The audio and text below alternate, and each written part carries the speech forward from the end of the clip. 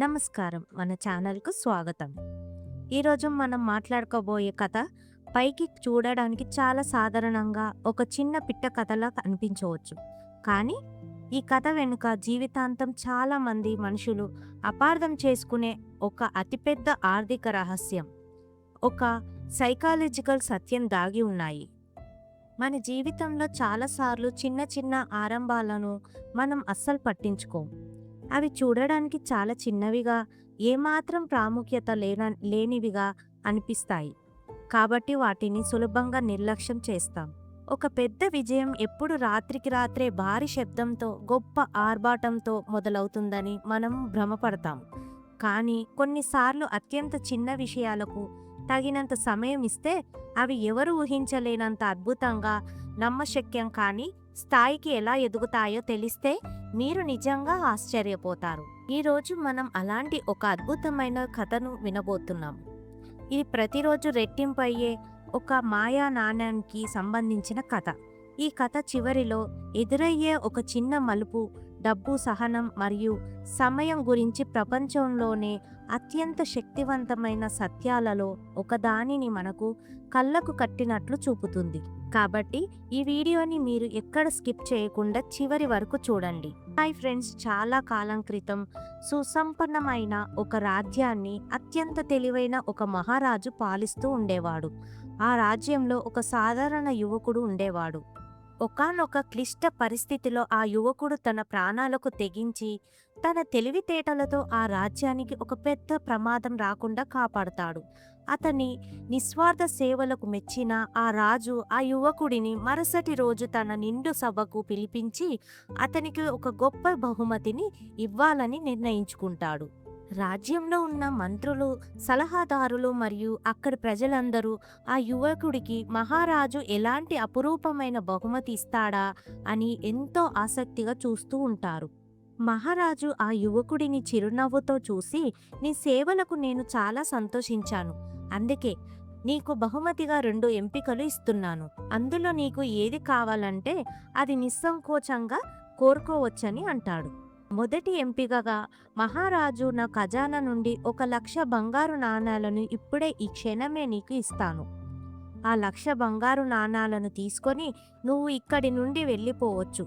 జీవితాంతం ఒక మహారాజులా ఎలాంటి కష్టం లేకుండా బ్రతకవచ్చు అని చెబుతాడు. ఆ మాట వినగానే సభలో ఉన్న వారందరూ ఆశ్చర్యంతో నోరెళ్లబెడతారు. 1,00,000 బంగారు నాణేలు అంటే ఒక సామాన్యుడికి ఊహకు కూడా అందని సంపద. ఇక రెండవ ఎంపిక చెబుతూ, రాజు తన చేతిలో ఉన్న ఈ ఒకే ఒక చిన్న రాగి నాణ్యాన్ని ఈరోజు బహుమతిగా తీసుకో. కానీ ఈ నాణానికి ఒక అద్భుతమైన మాయ శక్తి ఉంది. ఈ నాణ్యం ప్రతిరోజు తనకు తానుగా రెట్టింపు అవుతూ ఉంటుంది. ఈ రోజు నీ దగ్గర 1 ఉంటే రేపు అవి 2 అవుతాయి, ఎల్లుండి 4 అవుతాయి. అలా 30 రోజుల పాటు ఇది నిరంతరంగా రెట్టింపు అవుతూనే ఉంటుంది. ఈ రెండిటిలో నీకు ఏది కావాలో ఒక్కసారి ఆలోచించుకొని కోరుకో అని అంటాడు. ఆ యువకుడు ఒక క్షణం గాఢమైన ఆలోచనలు పడతాడు. ఒకవైపు తన కళ్ళ ముందు తలతలా మెరుస్తున్న 1,00,000 బంగారు నాణాల రాశి ఉంది. వాటిని తీసుకుంటే ఇప్పుడే తను ఊరిలో ఒక పెద్ద భవనం కొనుక్కోవచ్చు. తన కష్టాలన్నీ ఒక్క క్షణంలో తీరిపోతాయి.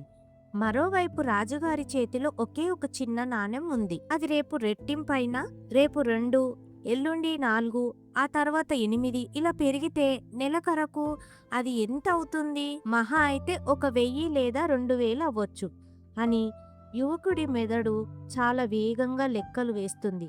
సభలో ఉన్న మంత్రులు, సలహాదారులు ఆ యువకుడిని చూసి లోపల నవ్వుకుంటారు. ఇందులో ఆలోచించడానికి ఏముంది? కళ్ళు మూసుకొని ఆ 1,00,000 నాణాలు తీసుకోకుండా ఈ ఒక్క నాణ్యం వంక చూస్తున్నాడు ఏంటి, వీడొక పెద్ద మూర్ఖుడు అని గుసగుసలాడుకుంటారు.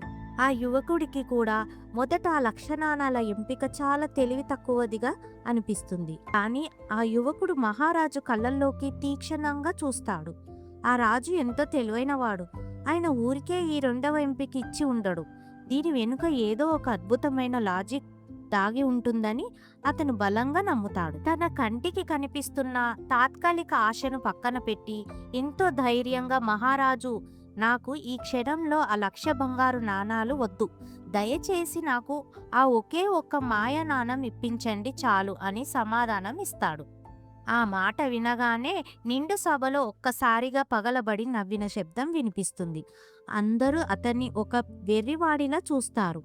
చేతికి వచ్చిన 1,00,000 బంగారు నాణాలు అదృష్టాన్ని కాలదన్నుకున్న ఒక దురదృష్టవంతుడిగా అతన్ని జమ కడతారు.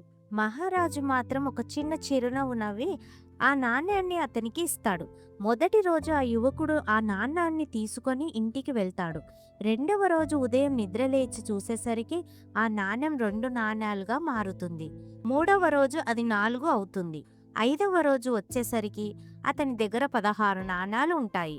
ఏడవ రోజుకు 64 నాణాలు ఉంటాయి. 10 రోజులు గడిచిపోతాయి. 10 రోజుల తర్వాత అతని దగ్గర ఉన్న మొత్తం నాణాల సంఖ్య కేవలం 512 మాత్రమే. అప్పటికే ఆ యువకుడి స్నేహితులు, బంధువులు అతని ఇంటికి వచ్చి అతన్ని విపరీతంగా ఎగతాళి చేయడం మొదలుపెట్టారు. 1,00,000 నాణేలు వదిలేసుకొని 10 రోజులు ఎదురు చూస్తే నీకు దక్కింది కేవలం 500 నాణేలు మాత్రమేనా? నీలాంటి మూర్ఖుడు ఈ ప్రపంచంలో ఎవరు ఉండరు అని హేళన చేస్తారు. ఆ మాటలకు ఆ యువకుడికి కూడా మనసులో కొంచెం భయం వేస్తుంది. తను నిజంగానే తప్పుడు నిర్ణయం తీసుకున్నానా అని తనలో తాను మదన పడతాడు.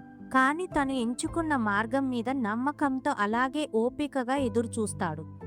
15వ రోజు వచ్చేసరికి ఆ నాణాల సంఖ్య 16,000 దాటుతుంది.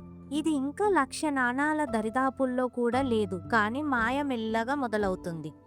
18వ రోజు వచ్చేసరికి ఒక అద్భుతం జరుగుతుంది. ఆ నాణాలు రెట్టింపయ్యి 30,000 దాటుతాయి. అంటే కేవలం 18 రోజుల్లోనే అతను వదిలేసుకున్న ఆ 1,00,000 నాణాల మార్కును ఆ చిన్న నాణెం దాటేస్తుంది. అప్పటి వరకు నవ్విన నోళ్ళన్నీ ఒక్కసారిగా మూతపడతాయి. ఎగతాళి చేసిన వారు సైతం ఆశ్చర్యంతో చూస్తుండిపోతారు. కానీ మాయ అక్కడితో ఆగిపోలేదు. 20వ రోజుకు ఆ సంఖ్య 5,24,000 దాటుతుంది. ఇక అక్కడి నుండి ఆ నాణేల పెరుగుదల ఎవరి ఊహకు అందనంత వేగంగా ఒక సునామీలా విజృంభిస్తుంది. 25వ రోజు వచ్చేసరికి ఆ సంఖ్య ఏకంగా 1,67,00,000 దాటుతుంది. అప్పటి వరకు సభలో ఆ యువకుడిని చూసి నవ్విన మిత్రులందరికీ ఇప్పుడు భయంతో చెమటలు పుట్టడం మొదలు పెడతాయి. ఈ నాణం ఇలాగే పెరిగితే రాజ్యపు ఖజానా మొత్తం ఆ యువకుడి పాలైపోతుందేమో అని వారు వణికిపోతారు. చివరికి 30వ రోజు రానే వస్తుంది. ఆ ఒక్క చిన్న నాణెం రోజుల పాటు నిరంతరంగా రెట్టింపు అవుతూ ఆఖరి రోజుకు ఏకంగా 53,68,00,000 సంఖ్యకు చేరుకుంటుంది. అవును, ఒకే ఒక నాణెం రోజుల్లో 53 కోట్ల పైగా మారుతుంది. ఆ యువకుడు ఆ రాజ్యపు రాజు కంటే కూడా అత్యంత ధనవంతుడిగా మారిపోతాడు. ఇక్కడ అసలైన ట్విస్ట్ ఏమిటంటే ఈ కథలోని అద్భుతం ఆ మాయ నాణానిది కాదు, మనిషి మెదడులో ఉన్న ఒక లోపానిది. మన మెదడు ఎప్పుడు కూడా కేవలం కోడికలను మాత్రమే సులభంగా అర్థం చేసుకోగలదు. కానీ గుణకారాలను అంటే నిరంతరంగా రెట్టింపయ్యే ఎక్స్పోనెన్షియల్ గ్రోత్ను ఊహించలేకపోవడమే ఇక్కడ జరిగిన అసలు మాయ. ఆరంభంలో చాలా నెమ్మదిగా చిన్నదిగా కనిపించిన ఒక అడుగు సమయం గడిచే కొద్దీ ఎంతటి విధ్వంసకరమైన ఆశ్చర్యకరమైన మార్పును తీసుకొస్తుందో అని చెప్పడానికి ఈ కథ ఒక గొప్ప నిదర్శనం. ఈ కథ విన్న తర్వాత మనం మన నిజ జీవితంలోకి వద్దాం. ఎందుకో ఆ సభలోని వారంతా ఆ యువకుడిని చూసి నవ్వారు.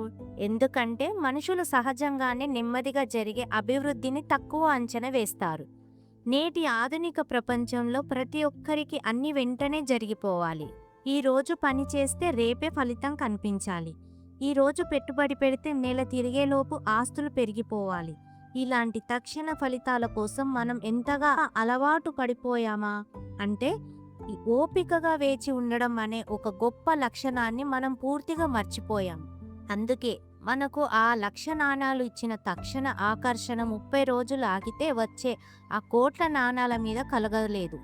పెట్టుబడి ప్రపంచంలో లేదా మన జీవితపు ఎదుగుదలలో సమయం అనేది ఒక అత్యంత శక్తివంతమైన భాగస్వామి. మనం చాలాసార్లు అనుకుంటాం, మన దగ్గర పెద్దగా డబ్బు లేదు కదా, ఇప్పుడు ఈ చిన్న మొత్తాన్ని పొదుపు చేస్తే నా జీవితం ఏమైనా మారిపోతుందా అని ఇక్కడ ఒక సాధారణ ఉదాహరణ చూద్దాం. ఒక వ్యక్తి తన సంపాదన నుండి ప్రతి నెల ఒక చిన్న మొత్తాన్ని ఎవరికి కనిపించని విధంగా ఎలాంటి ఆర్భాటం లేకుండా నిరంతరంగా పొదుపు చేయడం మొదలుపెట్టాడు అనుకుందాం. మొదటి కొన్ని సంవత్సరాలు ఆ పెరుగుదల మాయా నాణెం మొదటి 10 రోజుల్లాగే చాలా చిన్నదిగా, ఏమాత్రం ఆసక్తికరంగా అనిపించదు. అతని పక్కన ఉన్న స్నేహితులు పెద్ద పెద్ద లోన్లు తీసుకొని ఖరీదైన కార్లు కొంటూ విలాసవంతమైన జీవితం గడుపుతూ ఈ పొదుపు చేసే వ్యక్తిని చూసి నవ్వుతుండొచ్చు. కానీ 20 సంవత్సరాల తర్వాత ఈ చిన్న మొత్తం కాంపౌండ్ అయ్యి ఒక అభేద్యమైన ఆర్థిక స్థిరత్వాన్ని నిర్మిస్తాయి. ఆ ఖరీదైన కార్లు ఉన్న స్నేహితులు అప్పుల ఊబిలో కూరుకుపోతే ఈ నిశ్శబ్దంగా పొదుపు చేసిన వ్యక్తి ఎవరి మీద ఆధారపడకుండా తనకంటూ ఒక బలమైన సామ్రాజ్యాన్ని నిర్మించుకుంటాడు.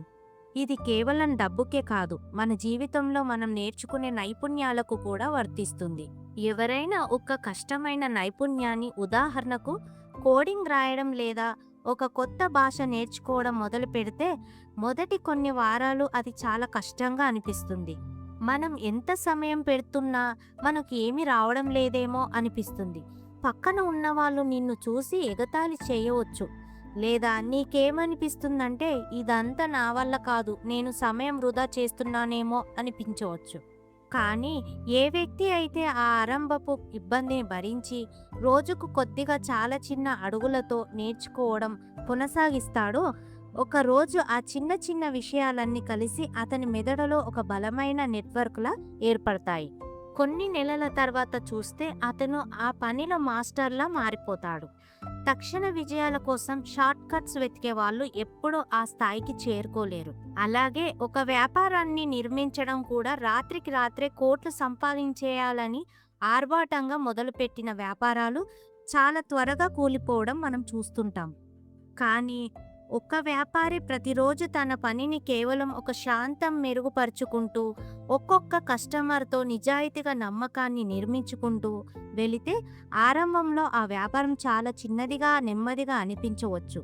కానీ ఆ నమ్మకం మెల్లగా పెరిగి సంవత్సరాల తరబడి కాంపౌండ్ అయ్యి ఒక రోజు అది ఎవరు ఆపలేని ఒక అద్భుతమైన వ్యాపారం సామ్రాజ్యంగా మారుతుంది. ఇలాంటి కథలు జీవితంలోని లోతైన సత్యాలను మరియు మన మానసిక స్థితిని అర్థం చేసుకోవడానికి ఎంతగానో సహాయపడతాయి.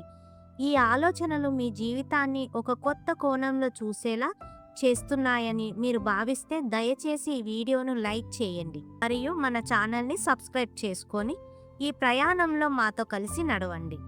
మీ మద్దతుకు మాకు ఎంతో ఉత్సాహాన్ని ఇస్తుంది.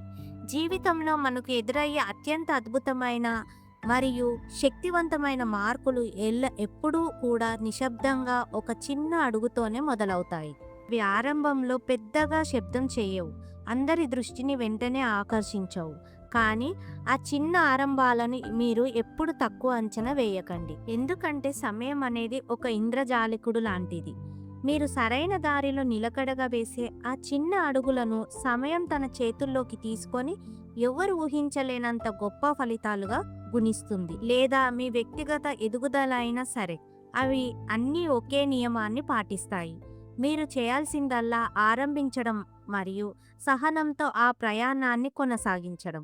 ఈరోజు మీరు తీసుకునే ఒక చిన్న నిర్ణయం భవిష్యత్తులో ఎవరు ఆపలేని ఒక పెద్ద సునామీలా మారుతుంది. కాబట్టి మీ చిన్న ప్రయత్నాలను నమ్మండి, ఓపిక పట్టండి, ఆ నిశ్శబ్దంగా పెరిగే శక్తిని విశ్వసించండి. కాలం ఎప్పుడు మీ పక్షానే ఉంటుంది. అది అద్భుతాలు చేసేంత వరకు వేచి ఉండే ధైర్యాన్ని మాత్రం కోల్పోకండి. All the best. నమస్తే.